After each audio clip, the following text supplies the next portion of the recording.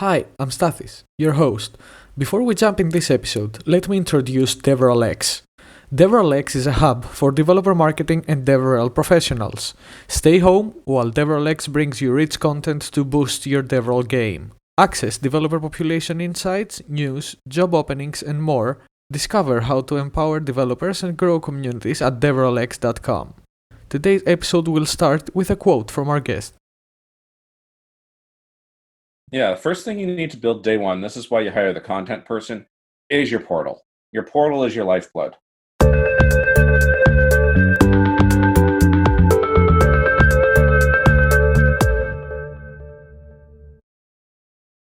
Hello, welcome to Under the Hood of Developer Marketing, our /data podcast. I'm Stathis Georgakopoulos, your host. We've talked about how this podcast is based on our book, Developer Marketing and Relations, The Essential Guide. In time, we'll get all authors to join us in this podcast. It's a totally different experience between reading a chapter and talking to a person, having them share their stories, and I think it's great that we can accommodate both readers and listeners. Today, we have a guest who is the only one in the history of two books that has contributed a chapter to both. Bookworms might already know who I'm talking about, but it's no other than Luke Kilpatrick. Luke, welcome to the show. Thank you. Will you please introduce yourself to our listeners? Yes. So my name's Luke Kilpatrick. I've been in the tech industry for pretty much most of my career. I started off as a graphic artist and then taught myself how to code and became a web developer.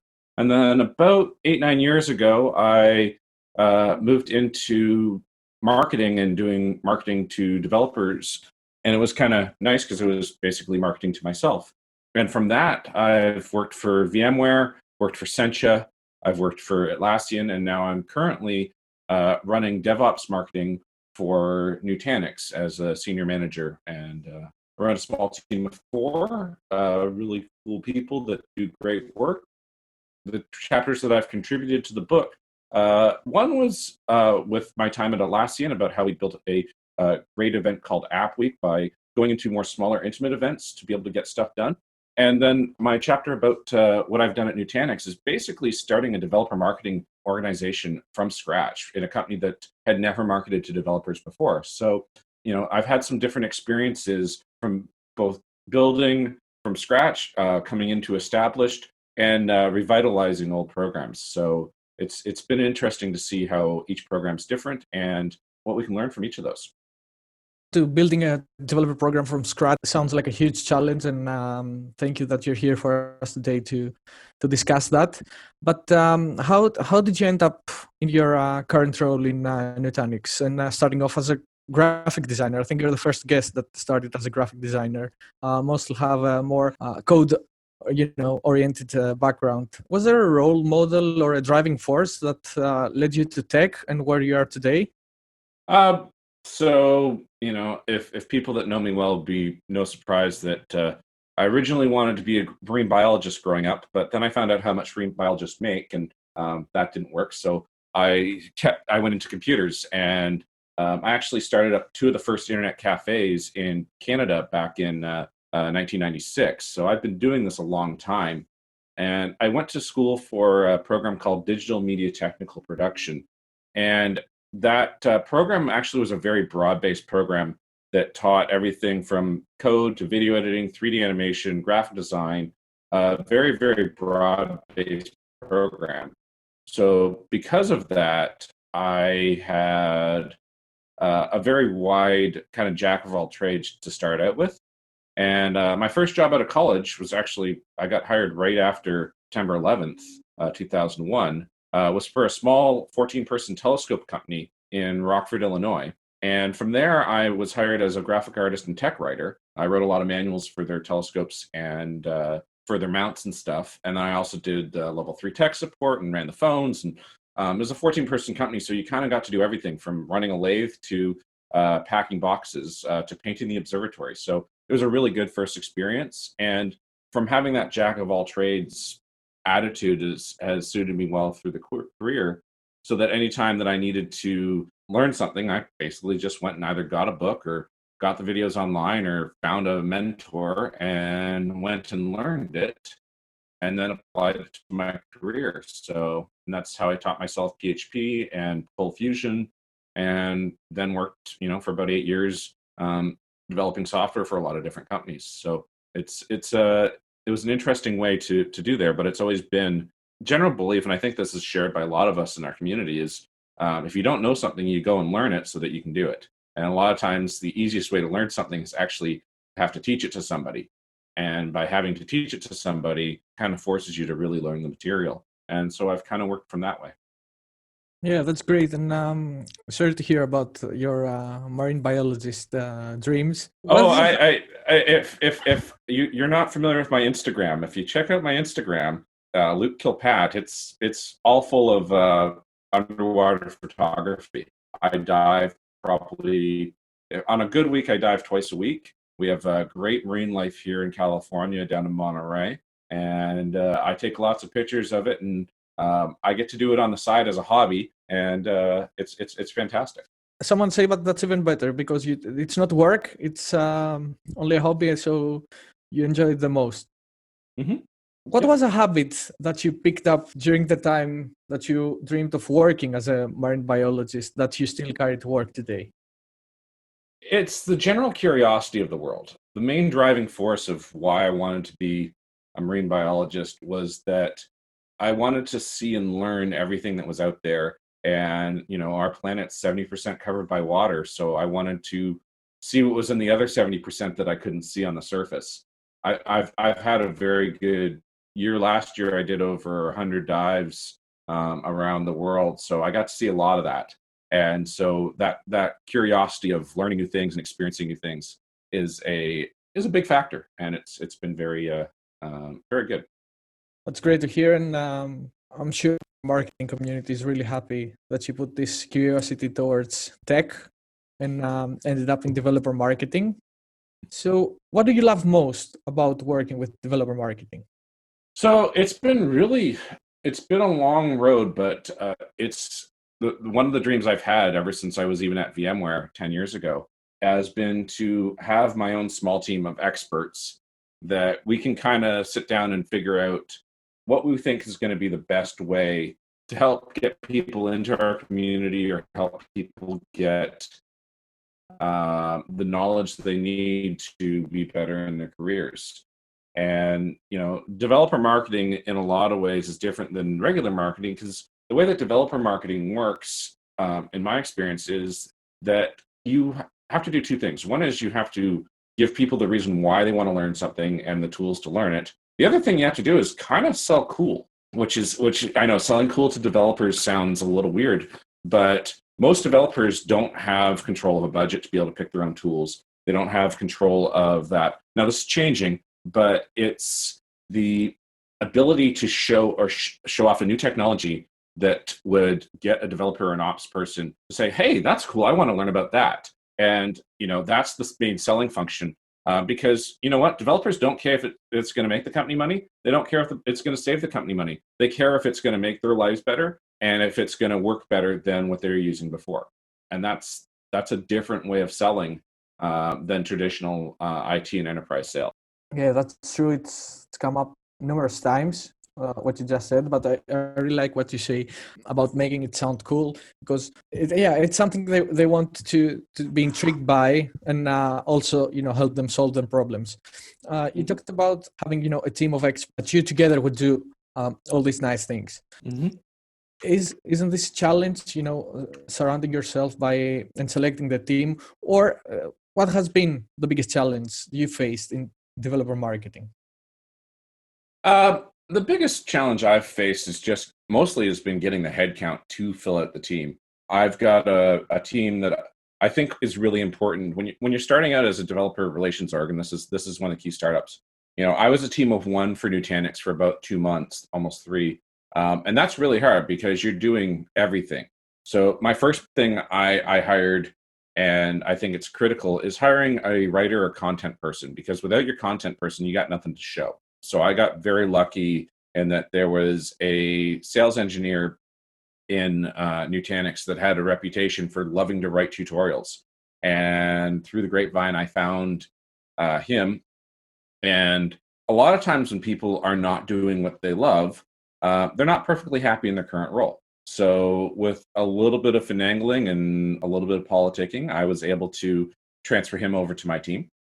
So that's if you're coming into a new company, I really think it's important to try and make your first hire internal. If you're bringing someone onto your team, I think that's really critical because you need someone that knows the lay of the land, that knows the technologies, already has that established cred as an expert. And that should be really, if you're coming in as a manager, if you're not already a part of the community already, that's critical because you need someone that's going to give you sort of the street cred, both internally and externally, to develop your content. So that was how I kind of started up with Nutanix. So I got my content guy.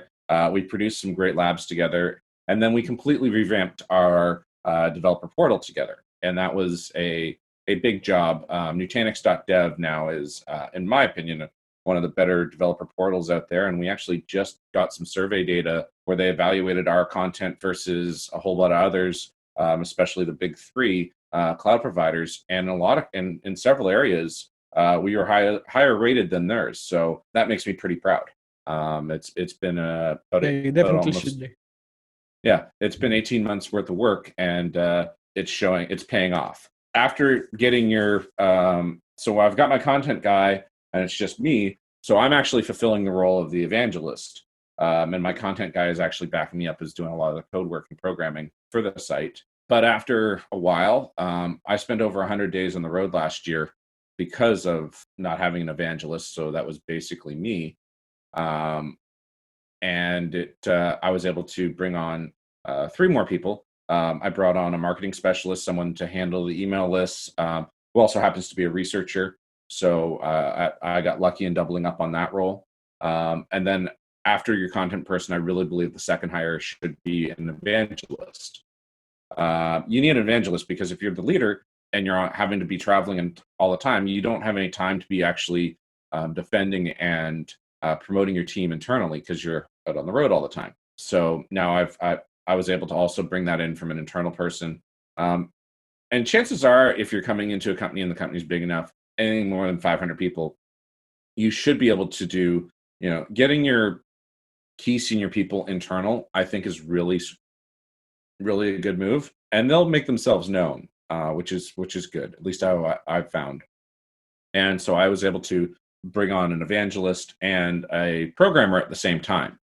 So I've got 3 men and 1 woman on my team, and I have an evangelist, a programmer, a researcher, and a content person. And I feel like my team, at least at the moment, is very well fleshed out. I've got someone that can build the tutorials, but also build other platforms and other things that we need to go with. And I've got someone that's the face of our organization out telling the world of how great we are. So, getting to that point where you have like a 4 or 5 person org is a really good start. And that's been the biggest challenge over the last year and a half is been getting those people into the right roles and getting the right people in the right roles. I've been very fortunate that I've been able to build the team myself and do all the hiring myself rather than having to inherit a team, which is a different problem. Because sometimes when you inherit a team, some people are not always the best performers and some people are really great, but you just don't gel with. So those are some of the headwinds you can hit when starting up. You know what they say, players win games and teams win championships. So it seems like you built a great team that also win. Well, they're not championships in this field, but really, really good results against the biggest cloud providers. So it's great. I would actually argue a little bit that there is. I would actually argue that there is a little bit of championships in this world.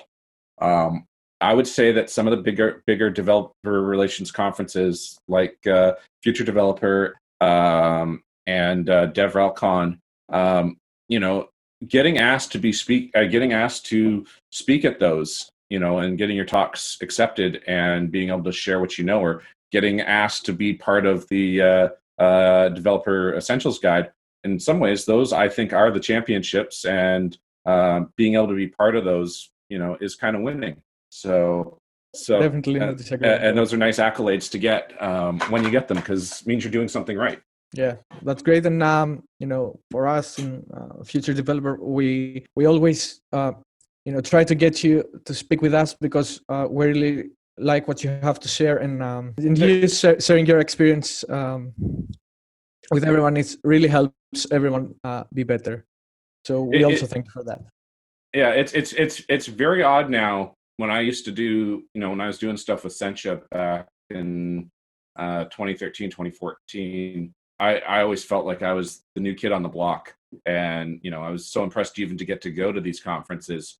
And now that I've been doing this for almost 10 years since VMware, it's a real different feeling to be one of the old timers. And now I've generally, I'm not going to say that I've made enough. I've had enough success to get picked. I've actually, it's more of that I've had enough failures to share with everybody, so I can kind of give people, hey, don't do this, which tends to be much more engaging talks. And look at me, I did great. It's like, oh no, we did this event and oh my God, it was bad. And those have been much more engaging talks. And I included that in my chapters of, more of where things bombed, because you learn from it better than the successes.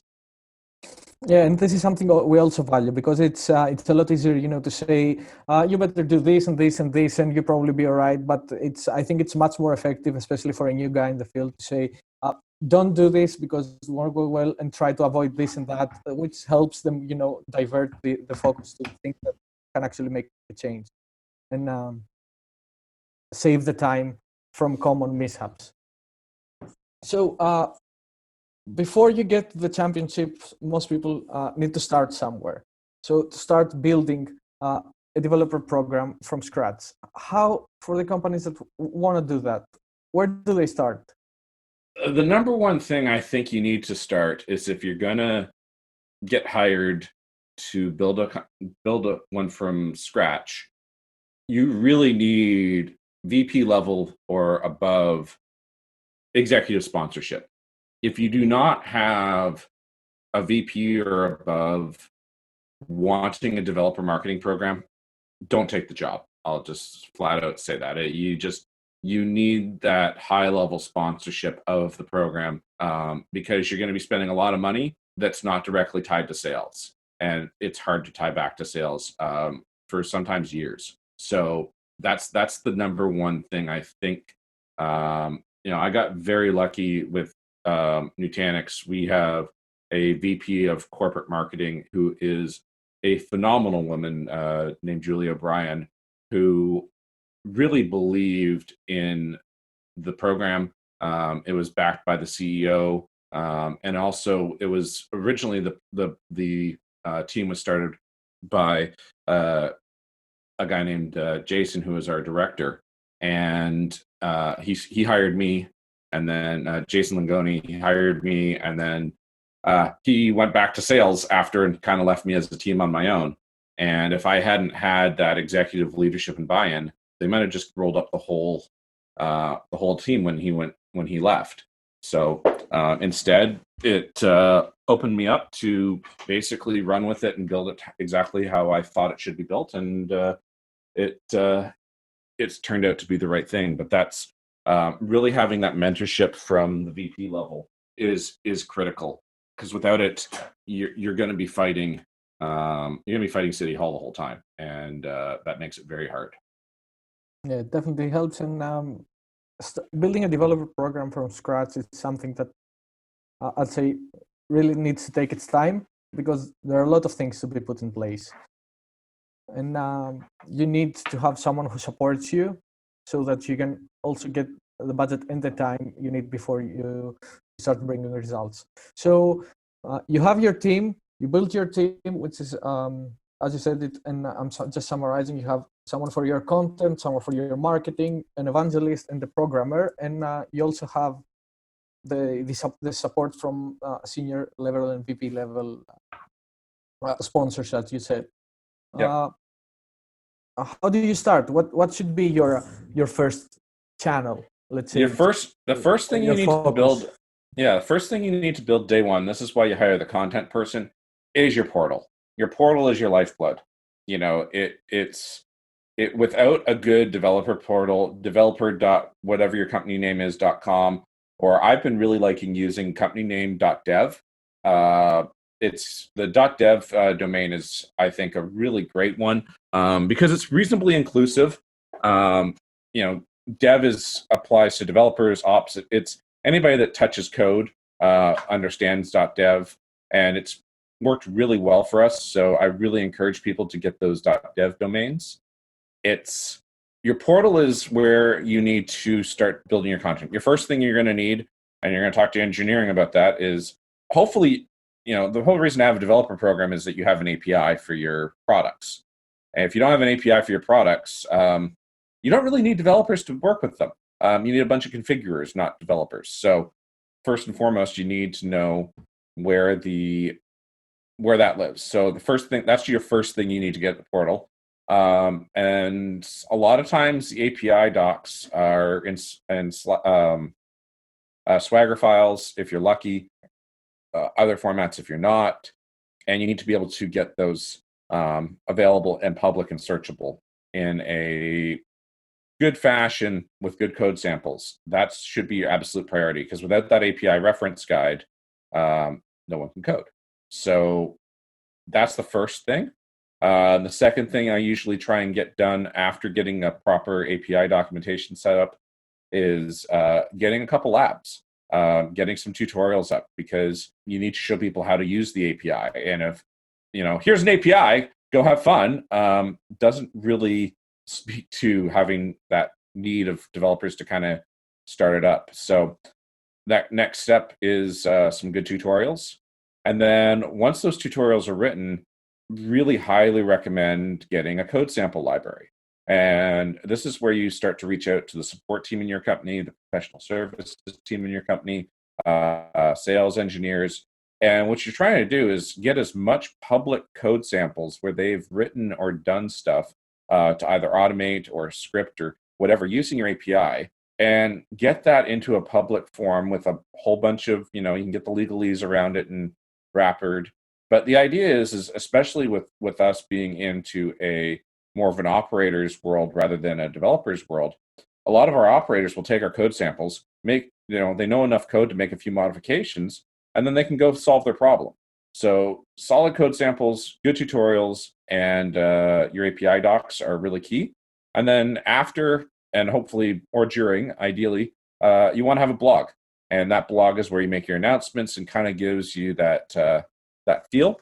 And then after, if you've got the personnel and things, getting into some sort of community forums where people can kind of discuss and talk about your products and get help. And ideally, you do that in conjunction with your support team to be able to jump in and help with their APIs. Is your portal is in a lot of ways the lifeblood of your developer program. And if you don't have that, you're not going to get much else. Totally agree there. I think it's the best. It's the first thing you need to do. It's where you don't need a developer program, as just said, if you're not referring to developers and how to help them. You need to have the documentation, you need to have the code library and the tutorials to help them, as we said before, make their work a lot easier. So you build your portal and it's ready. You've prepared it in the best way you can. And next step is, for example, going to events a priority? Next step, I actually recommend trying to piggyback off of existing events. Chances are your sales team is already trying to do some events. You're doing meetups, you're doing other activities. Usually by the time a company needs or wants a developer marketing thing, unless it's a real key part, like you were talking a small startup where, like, for example, like a Twilio or a Contentful, where you really need developers to even use the product. But if it's more conventional, like a VMware or a Salesforce or something, where your developers are kind of, the second thing after the product, it's more of getting that customizations and configurations of a product. Chances are you're already having a series of events out there. So this is where you'd either get your evangelist or yourself to start running labs of the tutorials that you've had written at these events. Get people's hands dirty, get people using the product in the way that a developer does. And encouraging people to bring their developers to these events and give them reason to be there. And so that's the strategy that we've taken, and it's been very effective because it's increasing our depth into the company. So one of the big things that drives sales is how many people within the company know about you and like you. If there's nobody in the company that knows you and likes you, chances are you're not going to make the sale.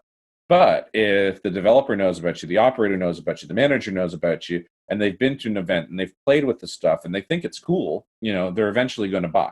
And that's if they see the value of your products. That's kind of where I would go first is take advantage of as much existing infrastructure, especially when you're small. When you're small, you don't have an events person and you don't have enough bandwidth or enough cred within the community that exists for your products yet to start having your own events. So you're better to piggyback off of existing ones. And that's basically what we've done with Nutanix all the way through is we've tried to bring developers and more technical folks into the Nutanix events. And this has been successful. We had a really good event in Anaheim last year and another good one in Copenhagen where we piggybacked off our .next conference.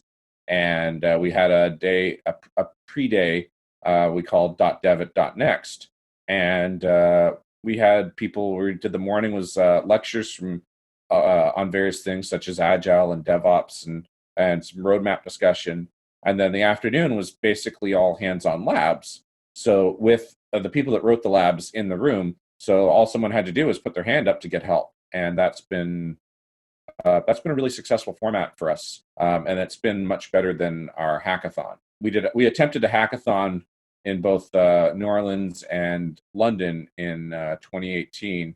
And you'll have to read the book to find out exactly how those went. But we'll just, the short version is not well. So there's my tease for the book. Yeah, don't spoil everything. Let them read, because I really love. I'm sorry, I'm just I'm interrupting you because what you're saying and having read your chapter is like I really like what you're discussing now about how the events go and how I like how you write it and how you can see, and I could see as a reader the difference that each event made and why. Yep.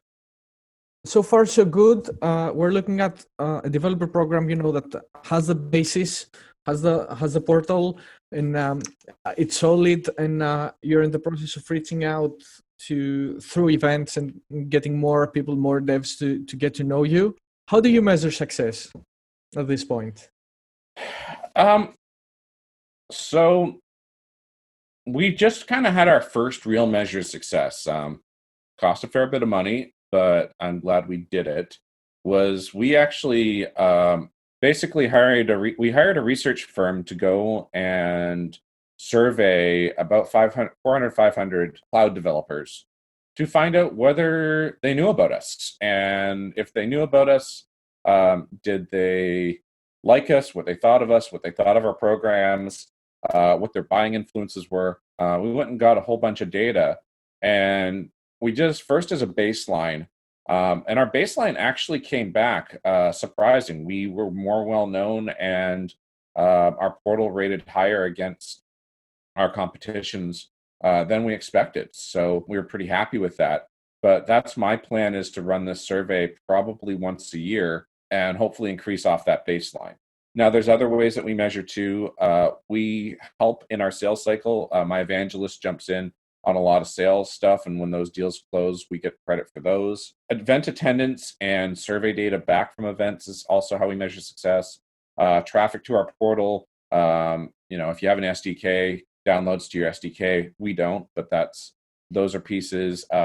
Accesses to our code sample. Basically, we measure activity, and the more, and the idea that you want to be seeing is growth in your activity. And as long as your growth is going up and to the right, chances are you're doing the right things. If you start seeing growth dip and there's not an explainable reason for it, it's a pretty good measure. And it's measure growth in your community, growth in the sales, and then also one of the big things that you really need to do with developer relations is you want to be doing that internally too. You want to be marketing to your own engineers. You want to be marketing to your own support people.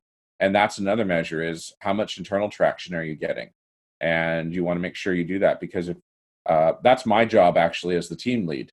the rest of the team is external facing. My job is actually to evangelize us within the company, and that's a really critical point, and something that if you're not doing as a developer marketing or developer relations team, you really should start.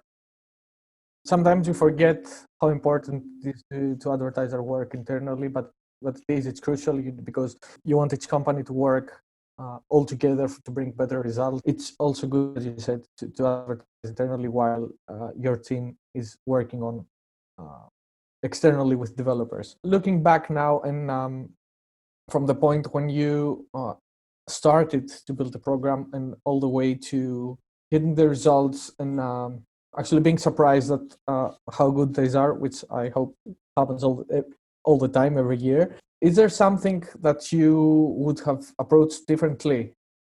I would have done London a lot differently, but that's in my book, at least for this one. Doing stuff differently is hard because you go with the best data that you have. I tend to not look back too much. Like, I look back to say, okay, we won't do that again, but I don't really dive, once we do the retro, we do that and move on. So trying to figure that. Yeah, it's to do differently. I don't know. I'm really pretty proud of how we've been able to do our stuff with Nutanix. There's not a whole lot I would do differently, other than a few programs I would have wished I would have started up a little sooner, or I wish I would have had the resources to run a little bit more. But there's not really a lot of stuff that's like, oh my God, we did this and it was totally the wrong thing. We've been pretty fortunate on that we haven't. Now we're trying, one of the big things I'm very glad that we did is that I've set up this team to be 100% remote from the beginning. And that's paying huge dividends at the moment because, we had a meeting on Tuesday last week and they said, so how does this affect our team? Well, we're not doing events, but other than that, it's pretty much Tuesday. And, that's a nice place to be versus where I know a lot of the rest of the world is struggling right now. I really agree with what you just said, because if you look back and try and think, we could do this thing differently, it's an endless cycle. So it's more about lessons learned, for example, not put so much focus on hackathon. But, and also, what piece of advice can you offer to someone who's just starting to build a developer program, now that you have all this retrospect? Pretty much the biggest thing is having an executive champion.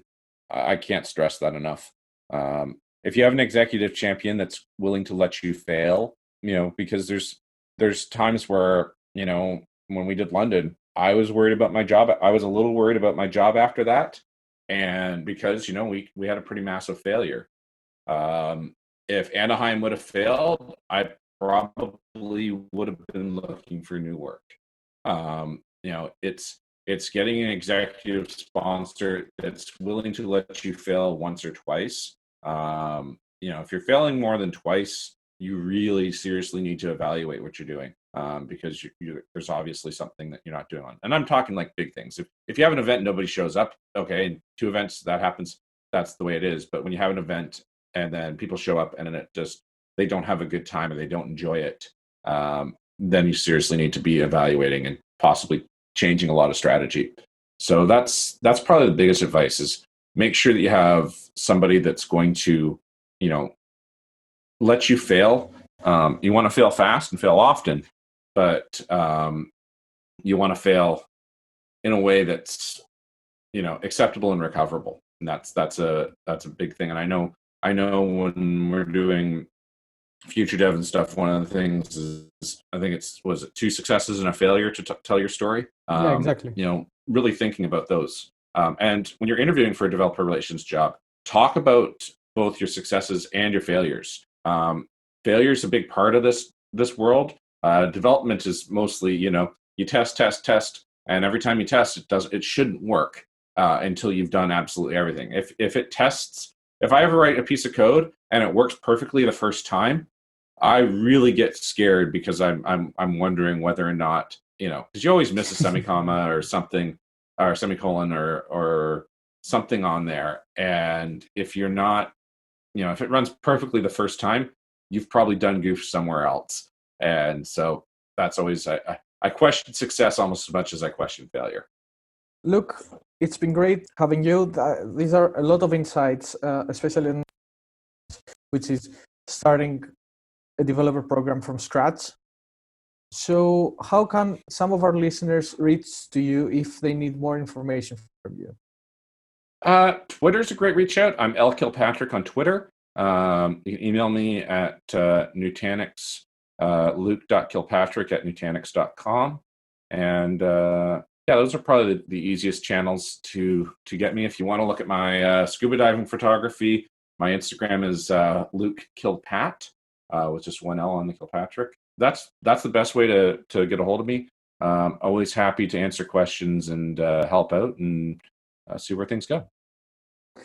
Well, it's been great having you, Luke, on the podcast. It's an episode I've been looking forward to for a long time. And I'll definitely check out your underwater photos on Instagram. And for our listeners, thank you for listening to Under the Hood of Developer Marketing, the podcast devoted to developer marketing and relations. If you want to listen to other episodes, you can subscribe at developermarketingpodcast.com or follow us on Twitter at /datahq for regular updates. Thank you, Luke. Thank you.